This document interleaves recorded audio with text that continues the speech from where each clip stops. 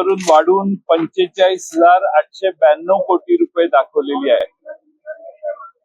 मागच्या वर्षी 20,000 कोटीची तूट दाखवलेली ती 26,536 कोटी रुपयावर सुधारित अंदाजाने पोचली. म्हणजे ही 45,892 कोटीची तूट ही कदाचित 60,000 कोटी रुपयापर्यंत देखील जाईल. राजकोषीय तूट देखील तशीच वाढली आहे. मागच्या वर्षी 1,10,000 कोटीचा अंदाज सुधारित अंदाज 1,32,000 कोटीवर गेला. तसं 1,36,234 कोटीची जी राजकोषीय तूट आहे, मला खात्री आहे की त्याच पद्धतीनं हा 1.5 लाख कोटी रुपयापर्यंत आकडा गेल्याशिवाय राहणार नाही. आणि म्हणून चिंतेची बाब ही आहे की आपलं अधिक्याचं बजेट करण्याची परंपरा महाराष्ट्रात या सरकारने गेल्या काही काळात तोडलेली आहे आणि त्याचा फटका महाराष्ट्रातल्या सर्वांनाच आणि विशेषतः आदिवासी आणि सामाजिक न्याय पददलितांच्या योजनांच्यावर केला जातो. सरकारने ज्या योजना जाहीर केल्या त्या 7 हेवन सारख्या आहेत. म्हणजे जे विमानातनं फिरणार आहेत, जे गाडीतनं फिरणार आहेत, त्यांच्यासाठी भरपूर टनेल आणि पुलांची निर्मिती करण्याच्या घोषणा आहेत. पण जो सामान्य माणूस उदाहरणार्थ साध्या रेल्वेने फिरणार आहे, मुंबईतल्या रेल्वेने प्रवास करणार असो किंवा एसटी बसने प्रवास करणार असो, या राज्यातला जो सर्वसामान्य गरीब माणूस आहे, मध्यमवर्गीय माणूस आहे, जो या महाराष्ट्रात 95% आहे, त्याच्यासाठी या योजनेकडे, या बजेटमध्ये त्याकडे पूर्ण दुर्लक्ष करण्यात आलेलं आहे. खरं म्हणजे महाराष्ट्रामध्ये सर्वात लोकप्रिय योजना ही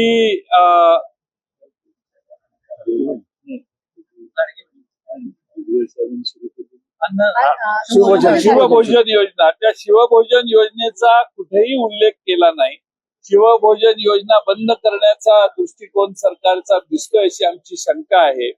त्याचबरोबर आनंदाचा शिधा याच्यावरही कुठेही भर यावेळी देण्यात आला नाही, कारण आता निवडणुका नाही आहेत, त्यामुळे यांची गरज फारशी राहिलेली नाही. खरं म्हणजे आज निवडणुकीच्या वेळेस जेवढ्या घोषणा झाल्या त्याची कुठल्याही घोषणेची पूर्तता आजच्या बजेटमध्ये आम्हाला दिसली नाही. लाडकी बहीण योजनेचं अनुदान 1500चं 2100 होणार होतं, आम्ही अपेक्षा करत होतो, पण तेही दिसत नाही. 25 लाख युवकांना रोजगार देणार असं आश्वासन निवडणुकीच्या आधी देण्यात आलेलं होतं, पण आजच्या भाषणात 90,000 रोजगार यावर्षी निर्मित करू असं सांगितलेलं आहे. म्हणजे पुढच्या 5 वर्षात 25 लाख कसे रोजगार निर्मिती होणार याच्याबद्दल सरकार काही बोलायला तयार नाही.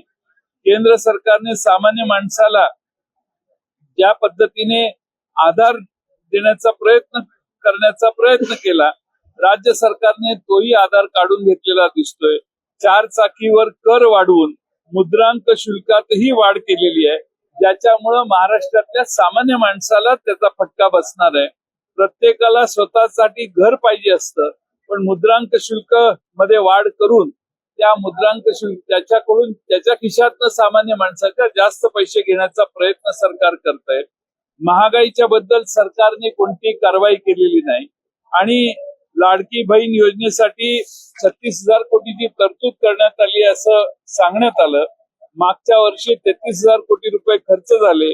आता या वर्षी म्हणजे मागचं संपूर्ण वर्ष नाही, बजेट झाल्यानंतरचं वर्ष, म्हणजे पहिले 3 महिन्याचे नाही, त्यामुळं यावर्षी 36,000 कोटीची तरतूद ही कदाचित कमी पडेल आणि त्यामुळं यासाठी अजून अर्थसंकल्पातले आकडे पूर्णपणाने आम्हाला पाहायचे आहेत. पण सरकारने ज्या घोषणा केल्या त्या घोषणा फक्त पंचतारांकित व्यवस्था ज्यांना अपेक्षित आहे त्यांच्यासाठी आहेत. सामान्य माणसांच्या गरजांसाठी यासाठी काही नाही. आम्हाला अपेक्षा होती की शेतकऱ्यांची कर्जमाफी ही सरकार जाहीर करेल, पण सरकार ही कर्जमाफी आज जाहीर करू शकलेलं नाही. राज्याच्या अर्थसंकल्पामध्ये असमतोल तयार झालेला आहे. आपण बऱ्याच कष्टाने अधिक्याचा अर्थसंकल्प मांडायची परंपरा मागच्या दशकात ठेवलेली होती, पण आता ती मोडीत काढून जवळपास 45,000 कोटीपेक्षा जास्त महसुली तूट दाखवण्यात आलेली आहे. त्यामुळे अनेक योजनांना जाहीर केलेल्या फारसे पैसे मिळतील असं मला वाटत नाही. सगळ्या तपशील भाषणाचा बघितला तर अनेक अशा गोष्टी आहेत की आम्ही या गोष्टी करू, त्या गोष्टी करू, आणि त्यामुळं शेतकऱ्यांना खरं म्हणजे फारसं काही याच्या हातात लागलेलं नाही, महिलांच्या हातात फारसं काही लागलेलं नाही, आणि त्यामुळं शेतकऱ्यांना प्रधानमंत्री सन्मान योजनेची 3,000 रुपये वाढवण्याची घोषणा आहे, तीही याच्यात कुठे आम्हाला दिसत नाही. त्यामुळे मुख्यमंत्री महोदयांनी ही घोषणा केलेली त्याचे याकडे काही कुठं दिसत नाहीत. शेतकऱ्यांना कर्जमाफी नाही, विजेचे दर कमी करू असे सांगितले, यासाठीही काही ठोस उपाययोजना दिसत नाहीत. आणि त्यामुळं आश्वासनाचा हा अर्थसंकल्प असं म्हटलं तर वावगं ठरणार नाही. लाडक्या बहिणीच्या अनुषंगानुसार महत्वाचं आहे. प्रत्येक निवडणुकीत अजित पवार पत्रकार म्हणायचे की 1100 रुपयाचे 2100 रुपये मिळत सर्व स्थिती महत्वाची आहे. ते मात्र ते झालंच नाही. एकंदरीत त्यांनी रेकॉर्ड मोडलाय आज उत्पन्नापेक्षा जास्त तुमचा रेकॉर्ड मोडलाय. तुम्ही 10दा केलाय, त्यांनी आज 11 सादर केलेलं आहे. थोडीच तोड झालंय असं वाटतं का? नाही, आता परिस्थिती त्या त्या वेळची वेगळी असते. परिस्थितीप्रमाणे अर्थसंकल्प असतो. आता राजकीय कंपल्शन्स विधानसभेच्या निवडणुकीच्या आधी असल्यामुळं खिशात नसणारे 2 लाख कोटी रुपयाच्या योजना सरकारने जाहीर केल्या. आता 25,000 कोटीची तूट, याचा अर्थ मी असा काढतो की या योजना ज्या 2 लाख कोटी रुपये अतिरिक्त जाहीर केलेले होते मागच्या अनेक पुरवणी मागण्यात, ते खर्च फारसे झालेले नाहीत. आता कसा बसा तो खर्च 45,000 कोटीच्या तुटीवर आलेला आहे. म्हणजे घोषणा प्रचंड मोठ्या आहेत. आमदारांनी मागण्या केलेल्या, आमदारांनी नारळ फोडलेले, आमदारांनी उद्घाटन केलेले अनेक उपक्रम हे कदाचित त्याला पूर्ण पैसे न मिळाल्यामुळे थांबणार आहेत. पण तो तपशील आता बजेट वाचल्यावरच कळेल, त्यावर जास्त बोलण्याची आवश्यकता नाही. मी सलग 10 वर्ष अर्थसंकल्प मांडला आणि अजितदादांनी 11वा मांडला. मध्ये थोडा वेळ आम्ही विरोधी पक्षात असल्यामुळे त्यांना मांडता आला नाही, पण मी त्यांचं अभिनंदन करतो की 11 अर्थसंकल्प त्यांनी मांडले. आणि आता 5 वर्ष तर त्यांचंच सरकार राहील असं दिसतंय. त्यामुळे 11 अधिक 4 15 होतील.